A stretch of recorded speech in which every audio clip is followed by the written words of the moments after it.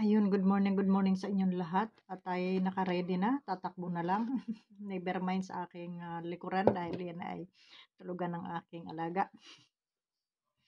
So ayun, good morning po sa inyong lahat and shout out sa strikers. Ayan. Alam niyo mga guys, talagang kulang talaga ako sa oras, no. Gusto kong mag-live, hindi ako makapag-live dahil ito naka-ready na naman tayo at tayo ay tatakbo na naman papunta sa ating trabaho. Tingnan mo yung mga kasuotan ko diyan, oh. So ayan. Pero ngayon at habang ako'y nagkakape ay nasilip ko itong live ni Birador. Live ba 'to ni Birador?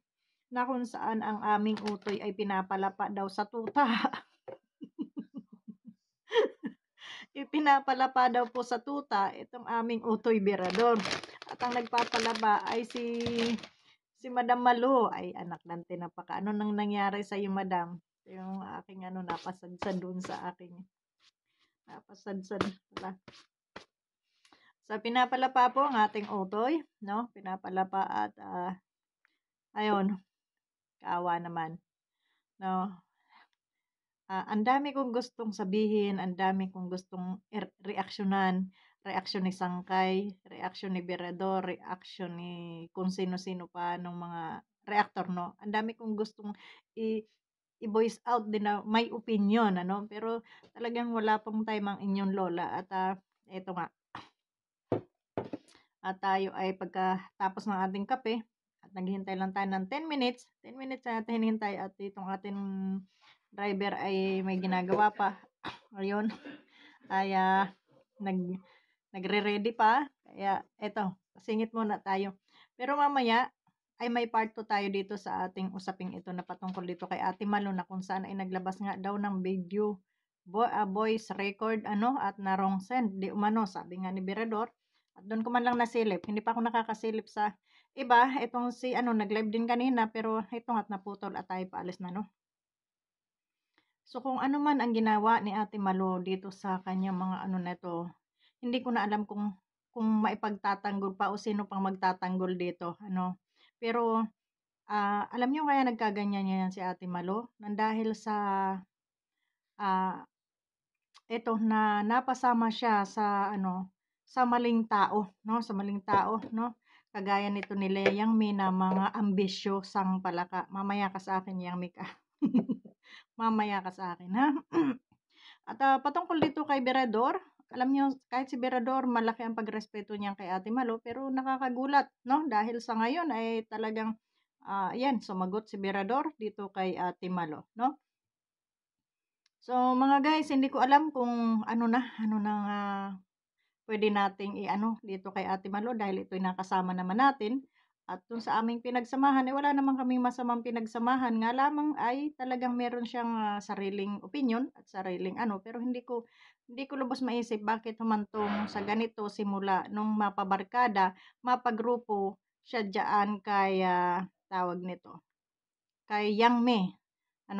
'Di ba naalala ninyo nung time na binanatan ko, hindi ko naman binanatan at talagang nareaksyonan ko lang si Ate Malo sa galit ko, sa inis ko dito kay Yang Me dahil alam ko na napapariwara na noong nag-uumpisa pa lang dahil wala ng bukang bibig ito si Ate Malo kundi itong si Yang Me. Yang Me, bakit?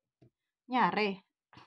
So nakakalungkot, 'no, nakakalungkot isipin na ganito yung kinahinatnan ng dating narito at nagtatanggol, sumusuporta sa Kalingap ay ganito. Okay lang sana kung hindi nakalabas yung mga screenshot na yan, mga voice record. Pwede pa natin pabulaanan dahil walang ebidensya.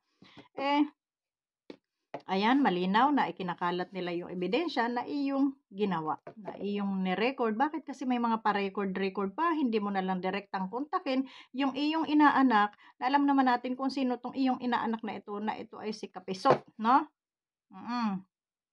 No? So, yun lang yung pagkakamali mo, Ate Malo. At natawa lang ako, no, doon sa reaksyon ni Berador na pinapalapa daw doon sa tuta.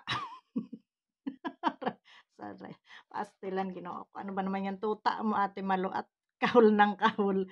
Aba ay tali-tali iyong tuta. Oh, at dapat ikaw ay napapahamak diyan sa iyong tuta na yan. Ngayon, imbis na si Yang May ang trending ngayon, ang mangyayari ikaw naman yung trending ngayon.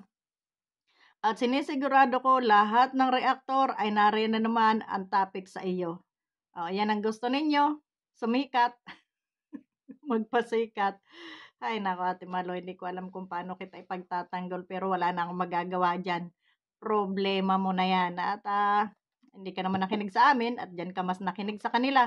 Ito lang yung aking dasal 'no, sana 'pag nasa bingit ka ng alanganin ay ipagtanggol ka rin ng ipinagtatanggol mo. Yang me, ipagtanggol mo ito si Ate Malo dahil 'pag hindi mo ito pinagtanggol, ikaw ang aaraw-arawin kong iho di puta ka na makapal ang pagmumukha mo. May mga demanda pa nalalaman, didemanda ko kayo, didemanda. Sampalin mo yung mukha mo diyan na makapal. 'Di ba? So, 'yun, ha? Ayusin mo lang. 'Pag nasa bingit na ng alanganin ito si Ate Malo, ipagtanggol mo dahil ni minsan hindi ko narinig na ipinagtanggol mo ito si Ate Malo at ito si Ate Malo patay-patay ng pagtatanggol sa iyong iho di puta ka. Tapos ngayon nilala pa ito si Ate Malo ng mga reaktor, ipagtanggol mo rin. Tingnan natin yung angas mo, tingnan natin yung yabang mo, ha? Tingnan natin yung yabang mo. Dito sa mga reaktor ngayon, nababanatan ito si Ate Malo dahil dito.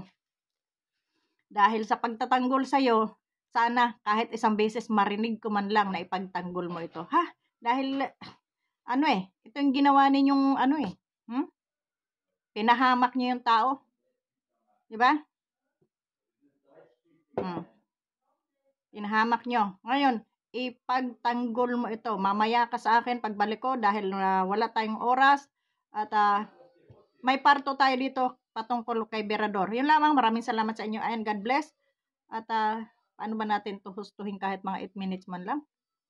At parang wala nang oras. Tatakbo na yung aming nakaready na sa labas. Ang hirap ng naghahabol ng oras, no? Hindi mo masabi yung gusto mong sabihin lahat, ha?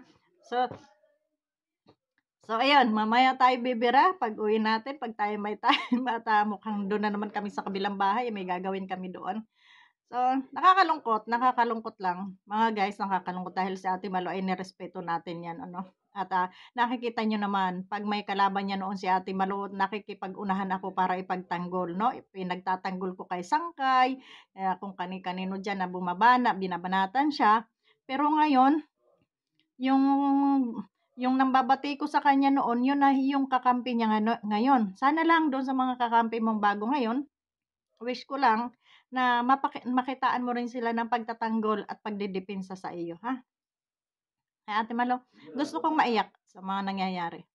Pero wala akong magawa dahil yan ang pinili mo. Yes, sila ang pinili mo at sila yung sabi mo nga, malapit sa puso mo. Tuwing magla-live ka, malapit sa puso mo si Jose, malapit sa puso mo si ganito. Sana lang makita ko na ipagtanggol ka man lang nila, pagtanggol ka nila. At lalong-lalo na yung iyong sinuportahan na yang na hanggang ngayon inuuto ka, sana lang makita ko na ipagtanggol ka. Nakakaiyak. Nakakalungkot. Totoo lang. So yan. Bagamat yan ang pinili mong buhay, wala kang magagawa kung banatan ka ng mga reaktor diyan. Hindi ko sila kayang salagin.